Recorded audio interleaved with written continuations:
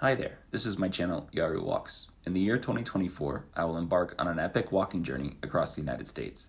I plan to hike 8,000 miles and to cross the US 3 times, via the Appalachian Trail, Pacific Crest Trail, and Continental Divide Trail. In the hiking world, this is known as a calendar year Triple Crown and has been completed by only a handful of hikers in history. The calendar year Triple Crown has traditionally been completed by jumping within or between the trails throughout the year, primarily to avoid snow, but also to avoid other seasonal hazards such as floods, extreme desert heat, and wildfires.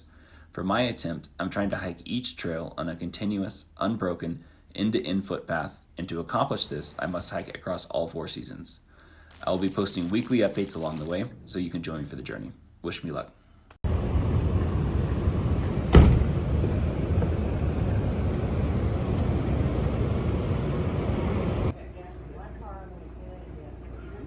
Alrighty, approaching the Canadian border for the 3rd time this year.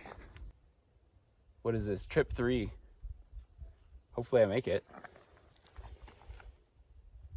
But yeah, once I do let go of this, my whole mode shifts to like I'm on the hike again. It's weird having 2 or 3 days in between trails where like you don't have like a goal for the day that's like trail oriented. But then, yeah, once I let go of this, it's like the insane grind recommences. So it's like jumping into the swimming pool in the morning. All right, here we go. First steps on the CDT. 3rd trail for the year. Quite literally feels crazy. I was worried when I started that I would break something on my body before this point, and that would be one of the hardest things to like mentally want to go, but have your body not allow it. That hasn't happened yet. Look at that first sign. I've never seen that before. So cool. Maybe I'll go back to filming myself as I walk. Yeah, holy cow. First footsteps on the CDT. Visions for the future. Biggest concern is several feet of snow dropping somewhere. Colder temperatures. The CDT is I guess they call it a choose your own adventure trail. There is a red line route, but it's not really overly customary for people to follow it religiously the way that people follow the AT and the PCT. And so from the start, I'm not planning to follow the red line the full way on this trail. For example, at the Canadian border here, there are two starting points, Chief Mountain and Waterton. And I'm starting from Chief Mountain, and then here in like 10 miles, this trail will connect with the CDT red line route, because I'm pretty sure it's not a matter of if, but when I encounter snow, especially with this late of a start. And so I really need to like push hard to move as quickly as I can, so that I'm as far south as possible when the snow eventually does arrive. I think for me at this point, I've put in the hard labor of continuous footpath successfully on the AT, and pretty much following the AT red line the entire way. I've put in the hard labor of a continuous footpath, pretty much following the PCT, the red line the entire way, including like, I don't know, well over 200 miles of detouring around wildfires, some of which were pretty hairy. And now on the CDT, I'm just going to choose to embrace the brutality, which is the motto of the CDT, but I will also embrace the choose your own adventure aspect of the CDT, and I will be selecting alternates along the way, more or less to keep myself out of harm's way with the winter. So I think I kind of envision the future as like me hopping on lily pads, and then there are going to be these like lightning bolts striking lily pads as I'm moving south, which is going to be more driven by cold temperatures and snow. And just certain lily pads are going to get eviscerated, or vaporized. And I'll have to see like, okay, like, can another way work? Can another way work? It's going to be fun. The question is going to be, A, can I make it all the way to Mexico? Because that's the goal. Just make it to Mexico. I think B is to keep myself on the official CDT route as much as possible. And then the follow-up goal is, can I maintain the continuous footpath when I'm off the official route on the alternates all the way to Mexico? And I think really that's my top goal for the CDT is, can I maintain a continuous footpath through all the snow that's about to be coming my way all the way down to Mexico? And I, just like when I started the AT, people are, do you really think you're going to make it? And all year I've been saying, I have no idea. And after I met Giffo in, I forget which state that was, maybe Massachusetts. Ever since I met Giffo, I've just been telling people I have no idea, but I guess I'll find out. So I guess I'll find out. We'll see. But definitely nervous, definitely excited. I'm feeling pretty good physically. And I'm just so grateful for everything I've been able to already do this year. And I'm excited to have basically full body health right now. I mean, my left leg is still a little sore. My right hip flexor is a little sore, but nothing's broken. So I'm just gonna have to put my foot on the gas pedal and go kind of as fast as I can and see if I blow up, or see if I hit snow because I'm not fast enough, or see if I have to, I don't know, skip a section because there's literally no walkable route. And see if I can make it all the way to Mexico. And I really have no idea at this point, but yeah, I'm up for the challenge like I have been all year. And I'm super excited to see the CDT. I'm so excited for the remoteness and the beauty that this trail will hold, and the as of yet unknown ways in which even the third long trail will change me. So I think ultimately my goal for this whole year, before anything, it's not quite literally, it's not the title. It's how you transform as a human being in the process of achieving what that title means. And so I really do think at this point, if I'm completely honest, even if I fell short of my goal this year, I'm so proud of what I've accomplished just on the AT alone. And just adding on that I was able to detour around all those fires and navigate the PCT desert in some of the hottest months and make it up to Washington and out and be strong enough to actually still want to hike the CDT. And just all of the experiences, feeling each changing season, the different temperatures, just everything that all entails, has just been such an awesome journey so far this year. I'm just very grateful, more than anything, that my body didn't break, that I've been able to have that adventure this year. I mean, if you had asked me at the start of this year, if you could do anything for the next year, what would it be in the world? It would be to attempt a county or triple crown.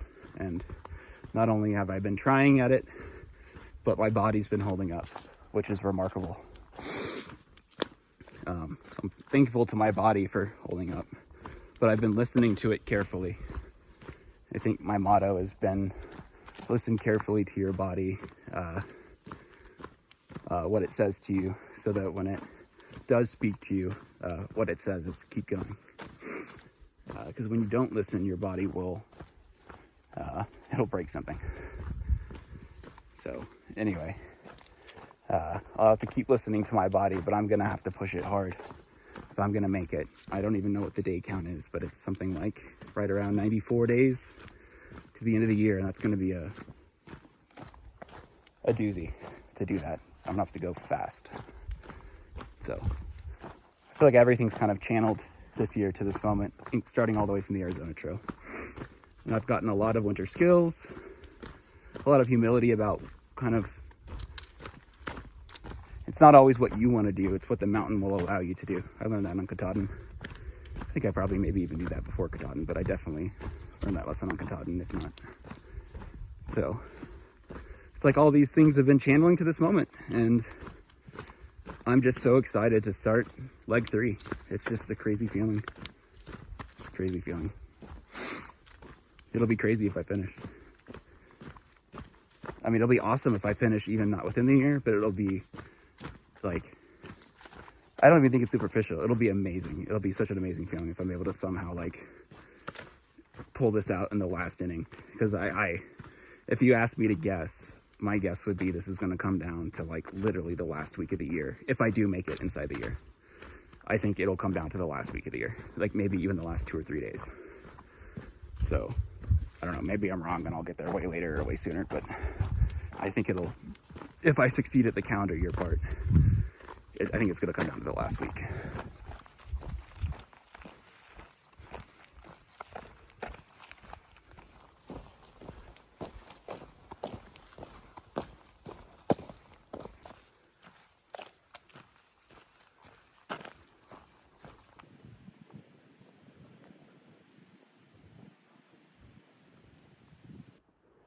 So those are fresh grizzly bear tracks.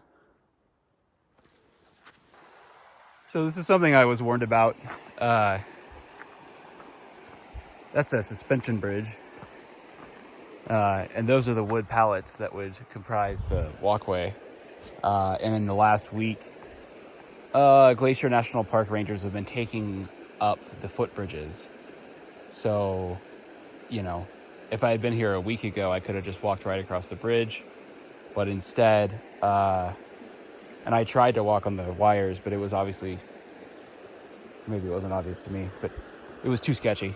And so I'm just gonna have to walk right through the river. And we're gonna do it AT style and leave my shoes on. Alrighty, Ford 1 complete. I suspect probably every other river in the park that would have a bridge is not gonna have a bridge. But we shall see.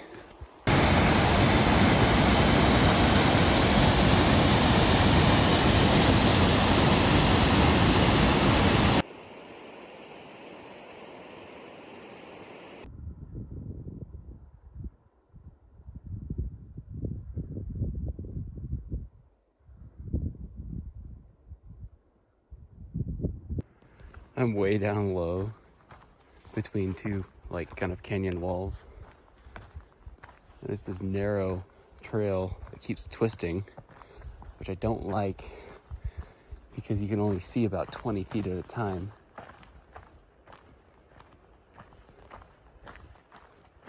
And it sure feels like the place where a grizzly bear would be.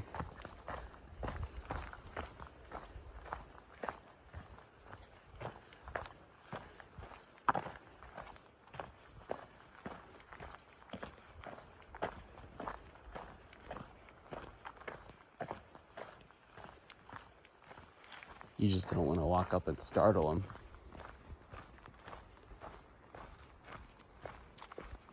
I had a dream last night that I was at my friend's house in his front yard, and then the winds blew his car up and into the neighbor's house. And then I woke up this morning, and this is like one of the windiest days I've experienced. I think I heard the wind. It's a dream.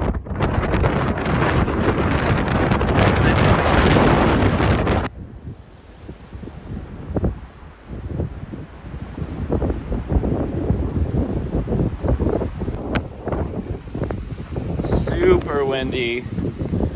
It's been kind of sprinkling rain off and on.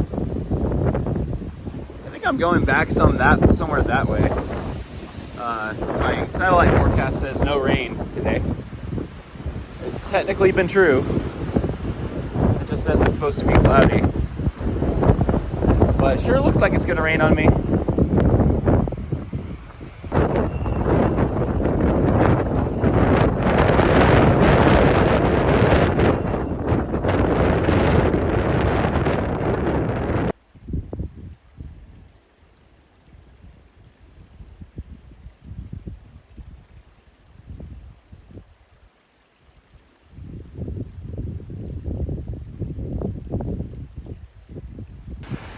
You can't imagine how happy I am when I see that these bridges are still here. My feet are still dry today.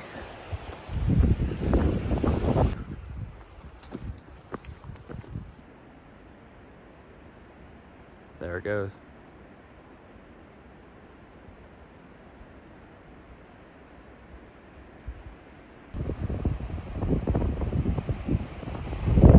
So this is going to be my only pass for the day. The trail goes up this way. I think it goes in front of that cliff, and then that's the pass right there, between the gap between those two peaks. So those people back there are from New Zealand, and the lady just kind of had like a, not like a lost look in her eyes, but just kind of like that look of like you just been through hell. So she just said, she stopped to talk to me. She's like, be careful up there. I don't even know what kind of accent that was. I'm not going to try that. She's like, but be careful up there. She's like, twice the wind picked me up off my feet and threw me off the trail. Picked her off her feet. And then I was like, oh, wow. She's like, yeah, my husband's coming up just behind me. It picked him up too. And then he walks up and he says to me, be careful. He hadn't even heard what he had said to her, or what she had said to me already. Wow, look at this waterfall. He just comes in looking bewildered too. It's just like, there you go. Be careful up there. The wind's really, really strong. I'm telling you, it's been crazy all day today. And it's gonna get really crazy up at the top of that pass. So we'll see. Like, yeah, I guess we'll just see.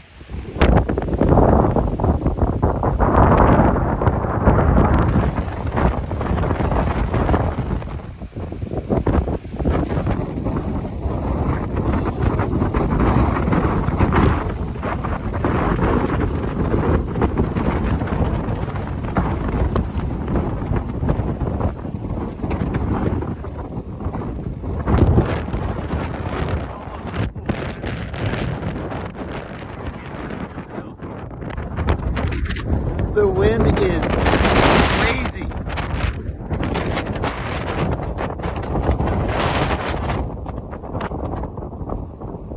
I've already been picking up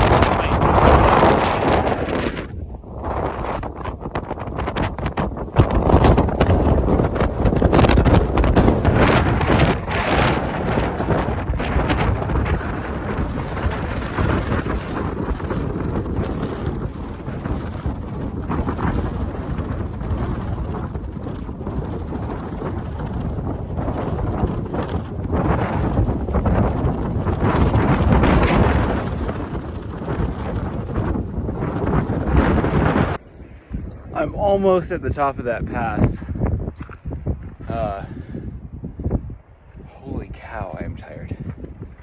I paused here because there's no wind. It's like blocked by this hill. Can you see how fast those clouds are moving? You probably can't tell. Yeah, it doesn't really show up on camera. Like the winds are blowing like, I don't know, maybe 80 to 90 miles per hour if I had to guess. And then they come, and you're leaning with all your weight into it, and then it stops, and then you like fall forward. And then you like, if you stand upright, and then the wind hits you at its full speed, it'll knock you over. And I've caught my balance each time, but I've had to go to the ground like over 10 times. And I've been off the trail twice.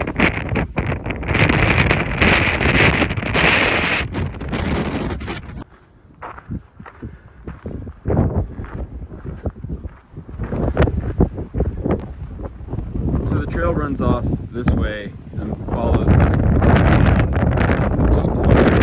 That's a view. How stunning. So I'm sure that the camera won't pick up the sound from here, but the wind is blowing so hard up along that wall up there, and especially along the top, that it sounds like there's a massive waterfall up there. But there's no waterfall. It's the wind. Another thing I could compare it to is, so not the sound of a train when it's blaring its horn and it's coming towards you, but once it's past, you know, and so you're just hearing the roar of the train, but not the horn so much. It just sounds like there's a freight train running up there, but it's just like jet stream level wind. It's, yeah, obviously not the jet stream, but crazy. Okay, so the wind was blowing, and this tree literally just uprooted itself right as I was walking by. That just happened. That's crazy. What are the odds of that? I mean, that tree's been there for a long time.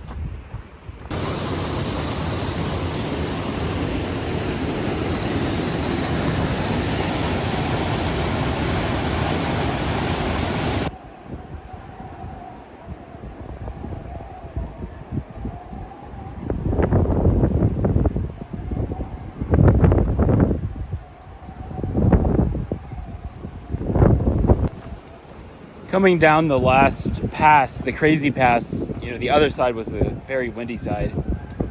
Coming down that pass, I encountered a guy who had been hiking from the other direction, and he said that, I don't know where he was coming from exactly, but he said that somewhere back, like over there, I think in between that side and that side was where he was coming from. He was saying that he lives in like northern Florida, and he was at home when that hurricane hit the East Coast. And again, northern Florida wasn't the eye of the hurricane, but he was saying that the wind speed that he just experienced in that pass was well above what he experienced on the outer edge of that hurricane. The trail goes straight ahead this way, and then it goes up to these hills, and it just works its way along the hills. And then over here is St. Mary's Lake. And if I haven't said it already, I'm in Glacier National Park, and I will be for the next, like, I think 2 days and like 70-ish miles, or maybe less than that. But anyway, for the rest of today, I'm going to be working along that foothill, and it goes for 10 miles along this lake. So that's just the beginning of the lake. That lake goes for 10 miles. And then at some point, these will go lower to the ground, and I'm just going to do a small up and over. And then there's a campsite maybe 4 miles further that way that I'll be sleeping at tonight, hopefully.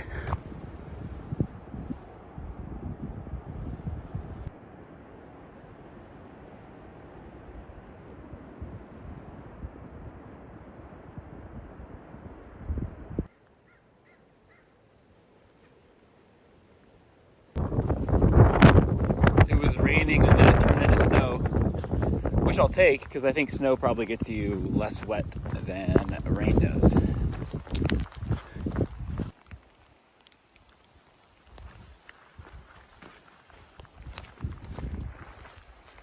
There's a red fox. Wow, I can't believe my luck. Last comment on the Far Out hiking app said that the ranger said they'd be taking this bridge down on the 27th. And then the most recent comment since that was someone came through on the 27th at 8:30 in the morning, and they said bridge is still up. This is the first time I'm walking across one of these bridges. You know, all the other ones have been taken down. And I knew that the last day these bridges would be up is the 30th. That's what I heard from a ranger. They're just kind of going around and knocking them out as they can. And tomorrow's the 30th, so this is the last day this bridge will be here. And honestly, that river is like the deepest one I've come across so far. And the other amazing part is that the camp that I'm staying at tonight is only about 3 more miles down the trail. So that just kept my feet dry. Amazing.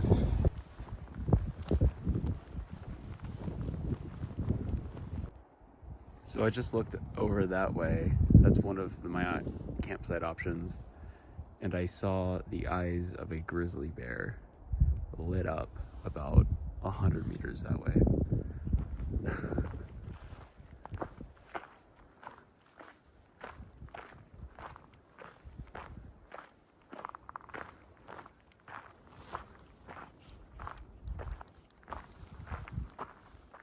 Oh my God, right there, right there.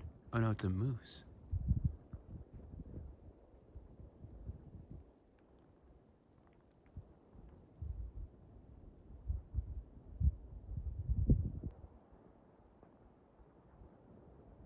It's still pretty majestic.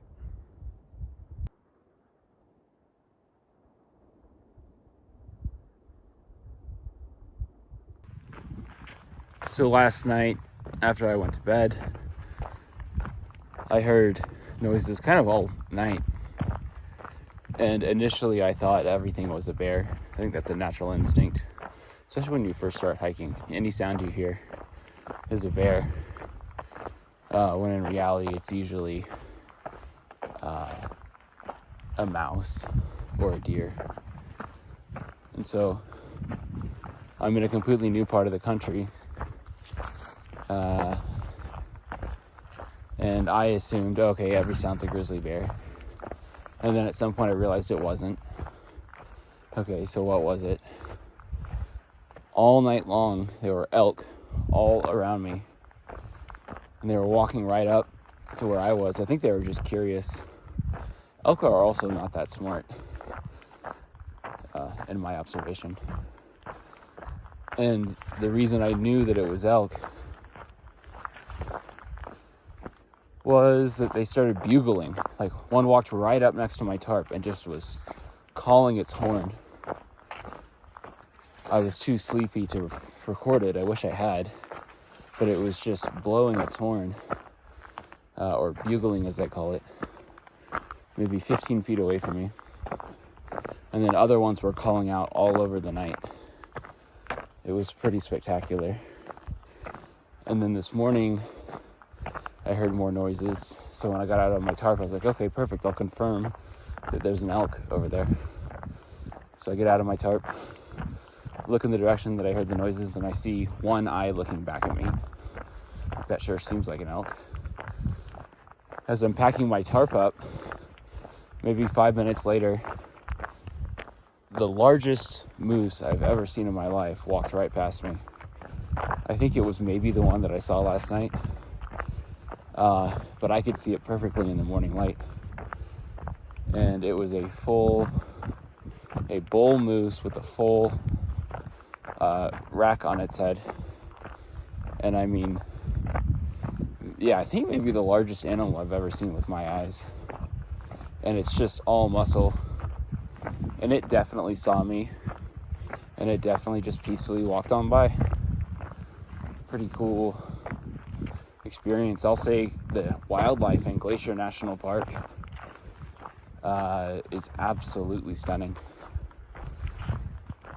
It's just more remote, I guess, than anywhere I've been.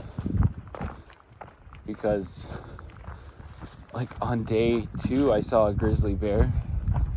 On day 3, I saw either one moose twice or 2 different moose, and was surrounded by a field of bugling elk. That's in like something like 48 hours. Maybe that's 36 hours. Yeah, pretty wild. Anyway, Glacier is absolutely stunning. I'm a big fan of this national park. Like, if you want to go out to a national park and see beautiful things, you can go to almost any national park. But if you want to go out to look at how all these trees are knocked down. If you want to go out into a national park and experience something that feels like borderline nature, which is, or like wilderness. This is obviously not wilderness because the animals are a little tamer than they would be, but like just the sheer amount of wildlife out here and how it's able to walk unobstructedly.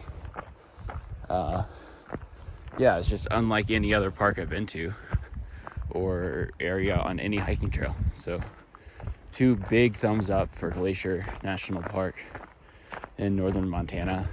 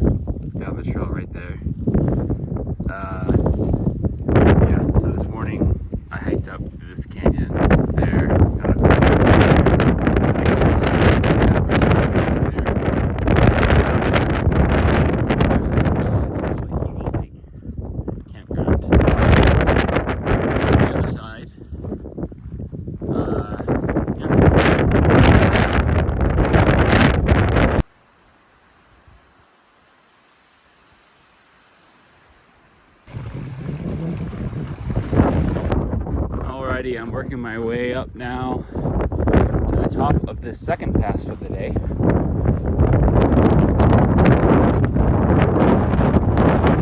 It's always exciting because you don't know what you're going to see on the other side. I mean, that gives honestly a better sense of like what I'm seeing.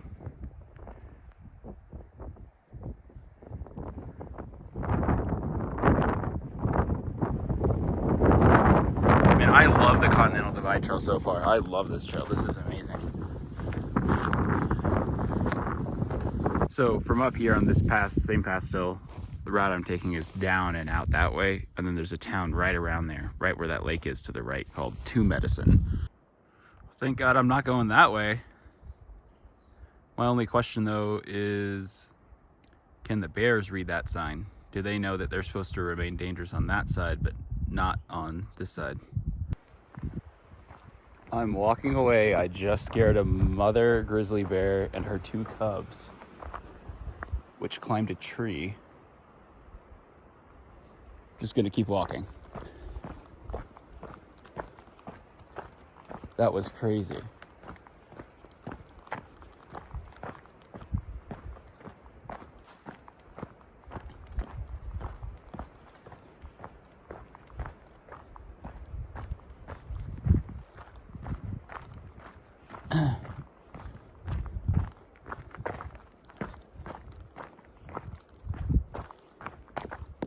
Basically, like, from here to that tree, there was a grizzly bear. I spooked it. It did a 180, ran back about 20 feet. And that's when I heard more scurrying, and I looked over to my right, and about 30 feet on my right were 2 grizzly bear cubs. They both immediately scrambled right up a tree. One of them was so scared that it was peeing. I felt bad for him. And I was like, well, I'm gonna keep walking right down the trail. I don't wanna like stay here. So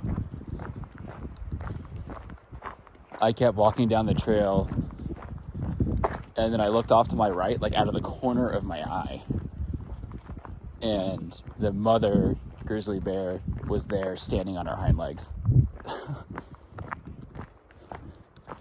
And so I just kept walking. That was pretty wild.